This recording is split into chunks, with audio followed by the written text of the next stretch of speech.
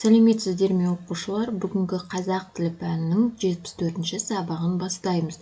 Бүгінгі сабақтың тақырыбы түбір мен қосымша. Бүгінгі сабақта сіздер түбір мен қосымшаны ажырата аласыздар. Ең алдымен сабақты бастамас бұрын түбір сөз және қосымша дегенді есімізге түсіріп алайық. Өткен сабақта бұл туралы ережелерді біз жаттадық, тапсырмаларды орындадық. Есімізге түсіріп алсақ, оқулықтағы 21-ші беттегі 40-шы жаттығуға назар аударайық. Бұл жерде өлеңді көшіріп жаз, қарамен жазылған сөздің түбірі мен қосымшасын ажырат дейді. Өлеңді оқиық. Су сергітер денеңді, онымен дос болғайсың. Судан кейін сен енді ісіңді оңай жалғайсың.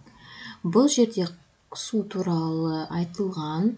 Енді осының ішінде судан деген сөз қарамен жазылған. Енді осы сөздің түбірі қай сөз болып табылады? Түбір дегеніміз сөздің одан әрі бөлінбейтін бөлігін түбір дейміз. Сондықтан бұл жерде түбір сөз су болады. Ал дан деген ол қосымша.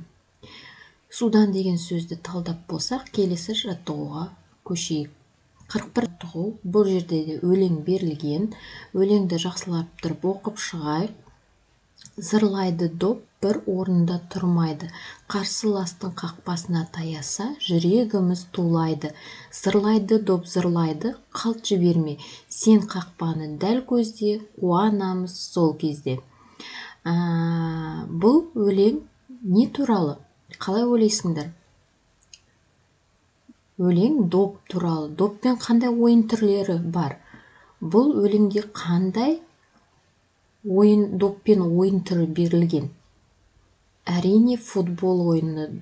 Яғни бұл жерде қайдан білдік футбол ойыны екенін? Қақпа туралы айтылған. Яғни қақпаға допты дәл көздеу туралы айтылған. Яғни жалпы өлең футбол ойыны туралы. Мынандай сұрақ: өзің ұнататын футбол командалары бар ма? Осы футбол командасы жеңіске жеткенде қандай көңіл күйде боласың? Осы жаттығуда дәптерге өз көңіл күйіңді жазып шық. Екінші, футбол комментаторлары ұқсап, футбол ойыны туралы хабар дайында. Яғни футбол комментаторларын тыңдайсыздар ғой футболды қараған кезде. Сол кезде олар қалай сөйлейді, соның барлығын естеріңізге түсіріп хабар дайындаймыз. Оны дәптерде орындайсыздар. Келесі 41-ші жаттығуда 22-ші беттегі тапсырманы орындайық. Бұл жерде көп нүктенің орнына тиісті қосымшаны қойып, мақалдарды көшіріп жаз дейді.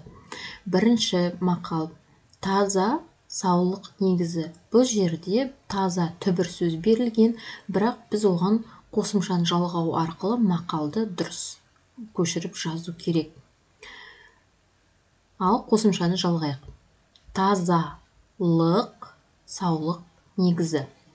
Екінші, дені сау адам, дәулет адам. Яғни бұл жерде дәулет деген түбір сөзге біз ті қосымшасын жалғасақ, дәулетті адам болып шығады. Осыны дәптерге көшіріп жазайық. Келесі 40-шы жаттығуға назар аударайық. Бұл жерде сіздерге шығармашылық үзіліс берілген. Ұйқасын тап дейді. Бұл жерде сурет берілген және қасында сөйлем берілген.